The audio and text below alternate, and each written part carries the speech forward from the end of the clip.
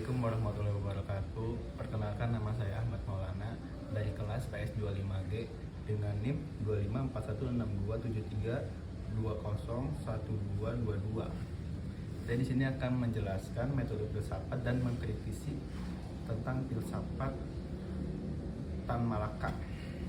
Identitasnya adalah Ibrahim Datuk Tan Malaka, lahir 3 Juni 1897 di negeri Pandam Gadang, Sumatera Barat, Indonesia, dan meninggal 21 Februari 1949 di Selopanggung, Jawa Timur.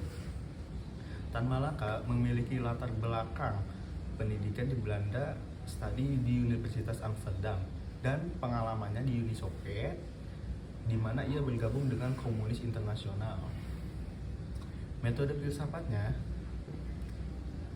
Tan Malaka dikenal dengan sebagai materialisme dialektis atau madilog, akronim, dan materialisme dialektika logika. Ini adalah adaptasi dari teori Karl Marx dan Friedrich Engels yang menggabungkan materialisme dialektis dengan dialektika Hegel, namun disesuaikan dengan konteks sosial, ekonomi, dan budaya Indonesia. Prinsip utamanya, metode ini melihat realitas sebagai proses perubahan dinamis yang didorong oleh kontradiksi antara kekuatan produktif material seperti ekonomi dan teknologi dan hubungan sosial seperti kelas atau struktur kekuasaan.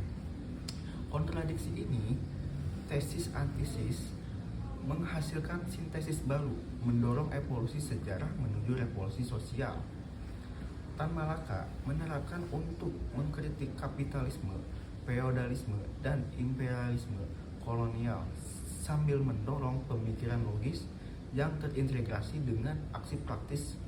Misalnya, ia menganalisis kontradiksi di Indonesia seperti antara buruh perkebunan dan pemilik tanah untuk membenarkan revolusi nasional yang inklusif dan anti-imperialisme. Metode ini menerapkan bahwa filsafat bukan hanya sekedar teori, namun melainkan alat untuk transformasi sosial dengan fokus pada nasionalisme Indonesia yang independen dari pengaruh asing. Nah, alasan saya memilih metode ini karena relevansi yang kuat dengan konteks Indonesia sebagai pasca kolonial. Tan Malaka menggabungkan teori Marxi global dan elemen lokal seperti kritik terhadap feodalisme Jawa dan imperialisme Belanda.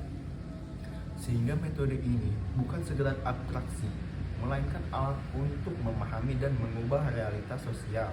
Alasan utamanya adalah kemampuannya untuk menjembatani teori dan praktik.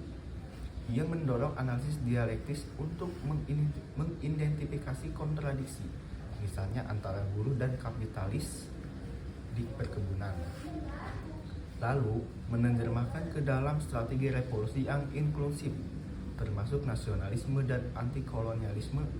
Ini membuatnya berguna untuk memahami dinamika sosial politik di negara berkembang seperti Indonesia saat ini, di mana isu ketidaksetaraan dan pengaruh asing masih relevan. Secara pribadi, saya mengkritik dan saya menghargai metode Tan Malaka karena pendekatan yang pragmatis dan adiktif,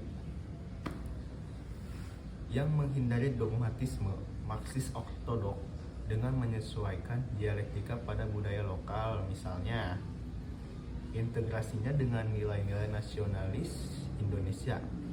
Namun, saya mengkritiknya karena potensi bias ideologis yang kuat, di mana analisis dialektis seringkali dipaksakan untuk membenarkan revolusi kekerasan tanpa mempertimbangkan alternatif non-violent atau bukti empires yang lebih luas.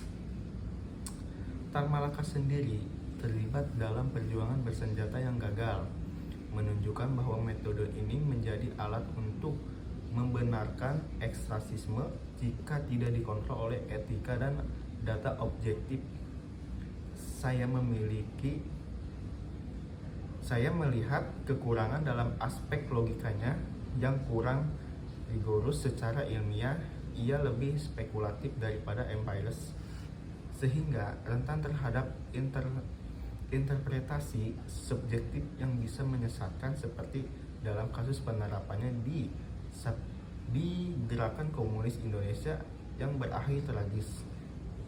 Meski demikian, metode ini tetap inspiratif untuk pemikiran kritis di era globalisasi, asalkan dikombinasikan dengan metode empiris modern untuk menghindari kesalahan sejarah.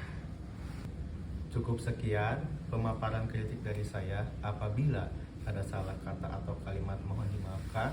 Terima kasih. Wassalamualaikum warahmatullahi wabarakatuh.